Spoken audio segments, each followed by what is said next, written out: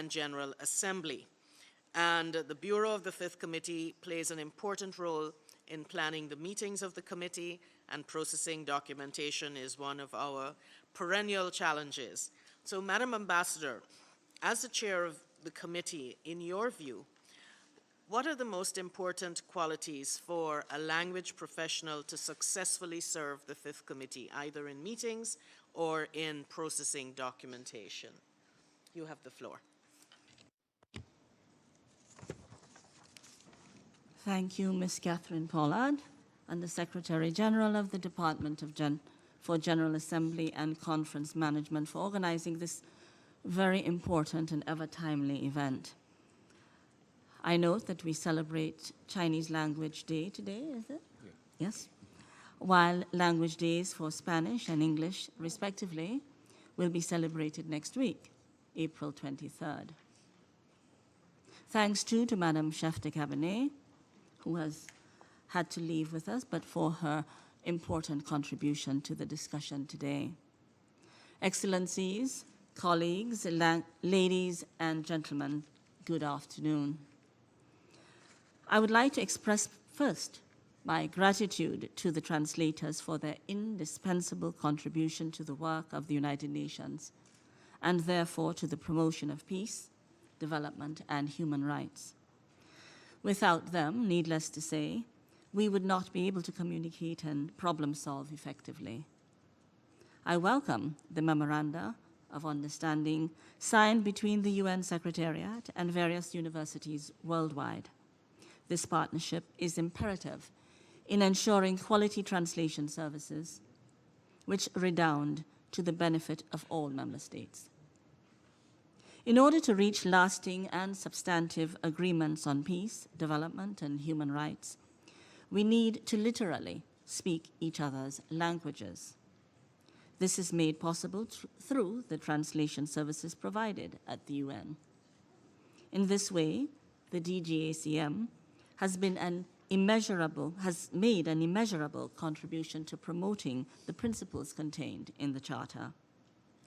In my personal experience as Fifth Committee Chair, this is a contribution that cannot be fully measured in dollars and cents. Documentation for transacting the work of the Fifth Committee is arguably the most onerous in terms of word count. To the usual requirement of accuracy and precision, we add the perpetual need for a quick turnaround to facilitate the often late arrival of some documents and translation of the numerous answers to questions being asked of the Secretariat and its agencies by the member states during the Q&A segments of our deliberations. It is well known that the Fifth Committee is required to put in extraordinarily long hours in order to transact its business. Less known, less visible, and less talked about is that we must necessarily depend on DGACM and its translators to do the same. Without their unyielding commitment to this task, we will not, indeed, we cannot succeed. The ASG of DGACM, Mr. Moses Abelean, can attest to the fact that as we near the time of formal introduction of our many reports to begin any given session, he, more or less, becomes an honorary member of our Bureau, tasked with trying to ensure that the translation of as many as 100,000 words is done at requisite speed, close to the 11th hour, to meet the demands of our program of work, to keep us on schedule. Perhaps to some, these demands may even appear at times to be inhumane. What I have learned from sitting in the chair is the critical importance of the role of the translator to the process. I've also gained a keen understanding for the often silent, yet immense respect and appreciation the member states do have for their work. The Fifth Committee and the translator have something in common. They are both at the end of a long chain of stakeholders, and must necessarily pick up the slack and the delays that occurred along the way to ensure that the ultimate delivery deadlines are still met. Excellencies, colleagues, ladies and gentlemen, translation is the oil in the engine that churns the United Nations system. Language and culture, we all agree, are inextricably linked, and outcomes such as the Sustainable Development Goals, which required nuanced understanding of cultural differences, yet ensuring Customary law has a different meaning in our West-driven law system comparing to customary norms inside the indigenous people's culture. The judge Wiramantri at the International Court of Justice in 1997 based his vote on Ngabitikovo Nagimaro's case on customary practice of indigenous peoples in Sri Lanka to protect their river. I would like to hear your opinion about if is it possible to make customary norms from indigenous peoples an international norm to be followed by nations? And more, as judge, do you think it's feasible to have decisions in local litigation based on indigenous perception of nature? If I may, I would like also to make a question, to address a question to Mr. Jean-Paul Martinez. I would ask you, how can more meaningful media and design in relation to earth jurisprudence be created locally? Thank you very much. Thank you. Professor Oliveira, please.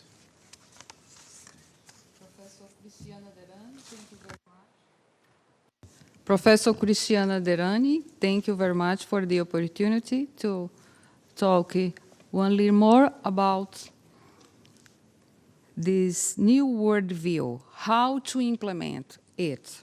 Well, there are a lot of ways to begin.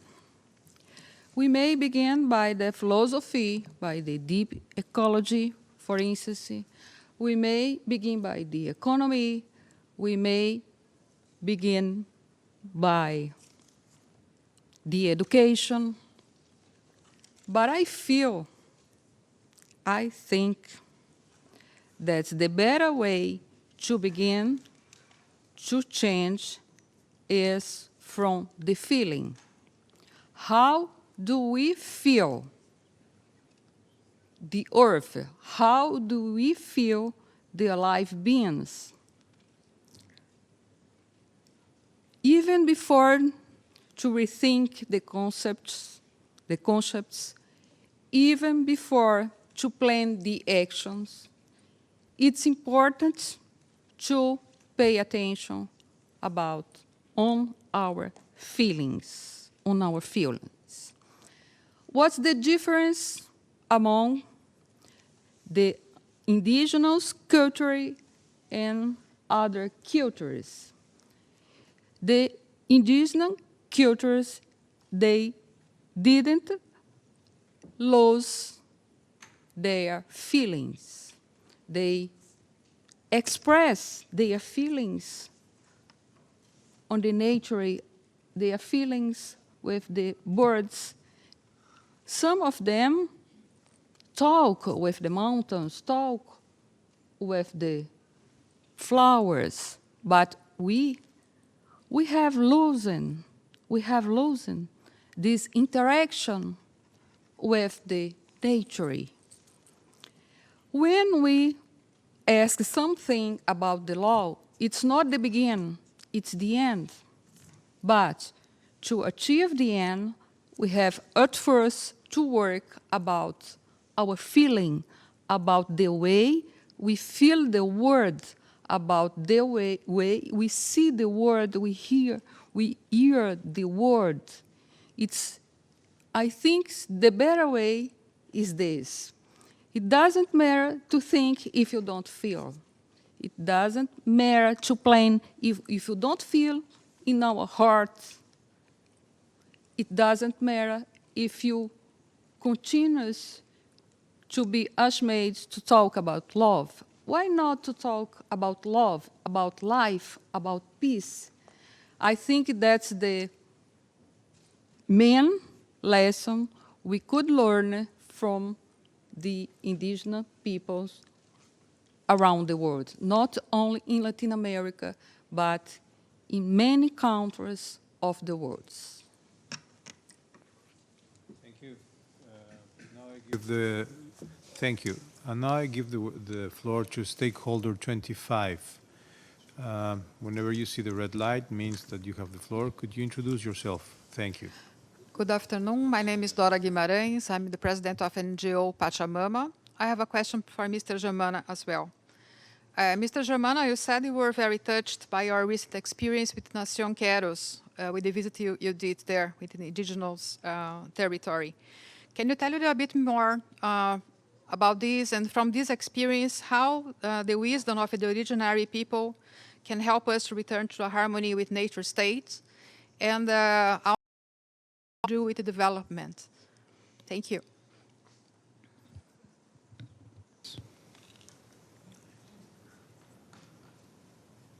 Friend Doracy.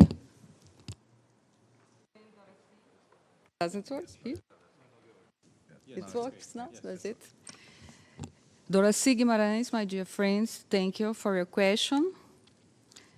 Yes, I have been in the high mountains trying to learn something about the harmony with nature. What did I learn? What did I see? I saw that there are people who keeps the love with the nature, who smiles, who lives in harmony with themselves. Well, why